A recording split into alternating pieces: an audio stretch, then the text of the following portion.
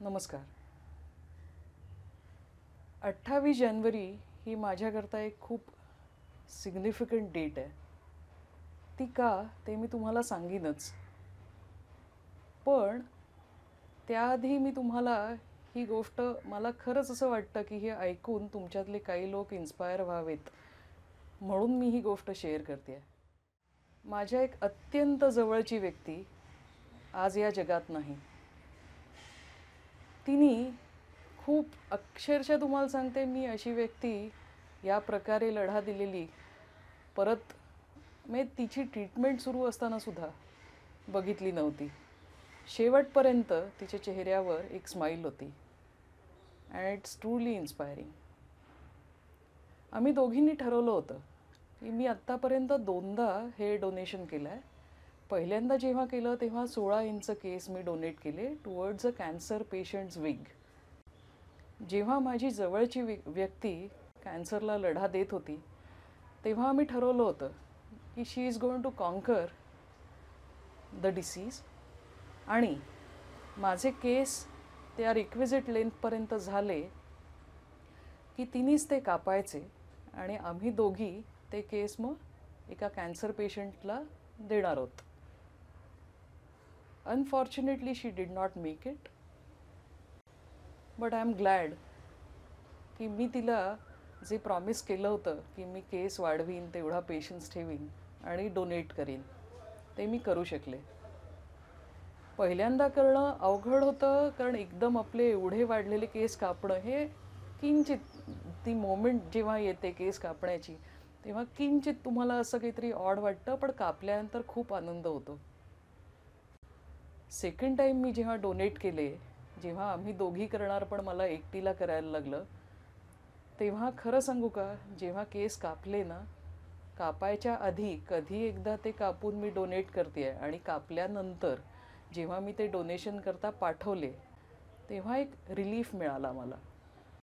मला असं वाटतं की तुम्ही केस वाढवून ते डोनेट करणं एखाद्या कॅन्सर पेशंटला जरूर करावं, कारण त्यांनी त्यांचा कॉन्फिडन्स खूप वाढतो आणि त्यातूनच कदाचित त्यांना थोडी ताकद मिळून ते सर्वाईव्ह करू शकतील, लढा देऊ शकतील. पण तरीही आज मला तुमच्यासोबत एक छोटीशी तक्रार शेअर करायची आहे आणि ती माझ्या जवळच्या व्यक्तीपर्यंत पोचवायची आहे. Because I still really miss her.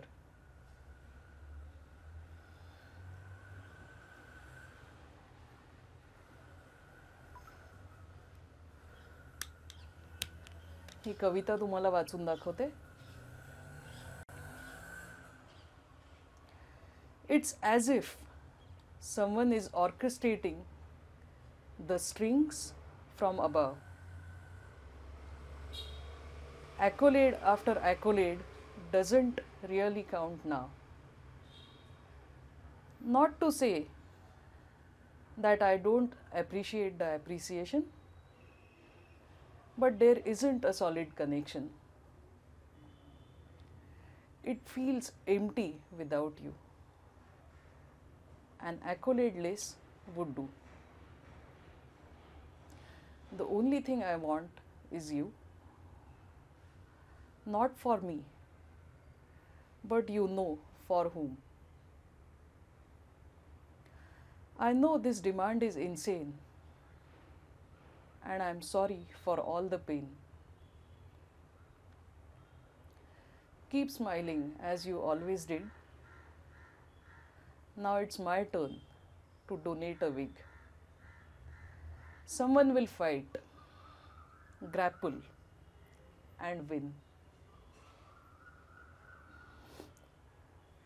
Remember to give me a high five and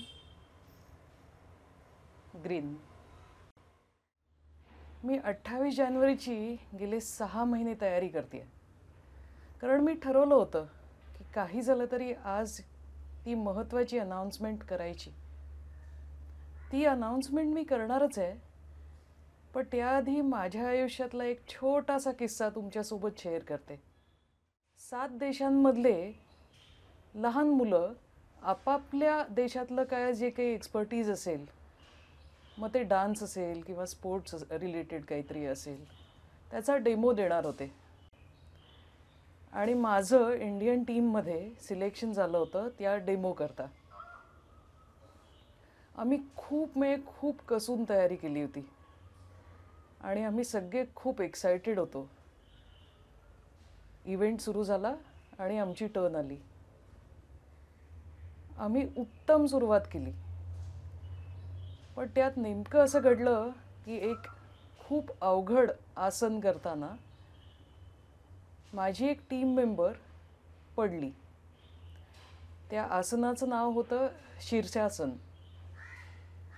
मुळातच शीर्षासन हे खूप अवघड आसन आहे आणि तेही आम्हा 10 जणींना एका काउंटवर करायचं होतं. मी अगदी त्या रोच्या सुरुवातीला होते आणि माझ्या मागे 9 मुली होत्या. मधली एक मुलगी कोणीतरी पडली आणि तिचा डॉमिनो इफेक्ट झाला. ती पडल्यामुळे पुढच्या सगळ्या मुली पडत गेल्या. बट फॉर्च्युनेटली मी अख्खा सिक्वेन्स त्या काउंटवरती पूर्ण करू शकले. कारण आसपास एवढं सगळं काहीतरी केऑटिक घडत असताना त्या काउंटवरती न पडता ते आसन पूर्ण करणं ही माझ्याकरता खूप मोठी गोष्ट होती. त्या दिवशी मीही पडू शकले असते ना, नॅचरल होतं. आणि पडले असते तर थोडं वाईट वाटलं असतं, but maybe I would have moved on. पण त्या दिवशी मला ते आसन कंप्लीट करता आलं. त्याचा इम्पॅक्ट मला वाटतं आयुष्यभराकरता झाला. कारण कुठेतरी कळत न कळत मला वाटतं त्या इव्हेंटमुळे माझ्यात एक मुळातला स्वभाव असतोच, डिटर्मिनेशन आणि हे सगळं, पण मेहनत करणं वगैरे. पण ते मी ॲकम्प्लिश केलं हे कुठेतरी बॅक ऑफ द माइंड माझं सतत अगदी आठवलं नाही तरी असं लक्षात राहत असेल बहुतेक की नाही, आपण जे काही हाती घेऊ ते आपण नक्की करू. तुमच्या आयुष्यात एखादा असा किस्सा असेल तर मला कमेंट सेक्शनमध्ये जरूर सांगा. आज 28 जानेवारी माझ्याकरता एक खूप महत्त्वाचा दिवस आणि म्हणूनच मी ठरवलं होतं की आजच ही अनाउन्समेंट करायची. आपल्या याच चॅनलवरती मी एक नॉन फिक्शन शो लॉन्च करते. त्याचा प्रीमियर असणार आहे 14 फेब्रुवारी 2024ला, ठीक संध्याकाळी 7 वाजता. SMS प्रोडक्शन्स निर्मित जर्नी. मला खात्री आहे की गेले 6 महिने मी या शोची तयारी करते आणि मला हे सगळं करताना, मी शूट करताना, एडिट करताना, सबटायटल करताना जेवढी मजा आली, कारण याच्यात असणारे जे गेस्ट्स आहेत ना, त्यांची नावं जरी तुम्ही ऐकलीत तरी मी जशी अवाक झाले तसेच तुम्ही व्हाल. ते कोण कोण आहेत हे काही दिवसात तुम्हाला प्रोमो थ्रू दिसेलच. माझ्या जवळची एक व्यक्ती आज 50 वर्षाची झाली असती. ती जरी आपल्यात नसली तरी तिचा हा स्पेशल दिवस आणि म्हणून आज मी ती स्पेशल अनाउन्समेंट केली. ही तिने मला दिलेली शेवटची गिफ्ट, कॅमेरा लेन्स. पण तुम्हाला गंमत सांगू का, मलाही तसंच वाटलं आणि मी खूप एक्साइट झाले होते. मग लक्षात आलं तिचा सेन्स ऑफ ह्युमर भन्नाट होता आणि तिने मला कॅमेरा लेन्सच नाही तर तिच्या आवडीची एक गोष्ट दिली आहे. तिला माझ्या हातची कॉफी खूप आवडायची, त्यामुळे तिने मला कॅमेरा लेन्स दिलं खरं, पण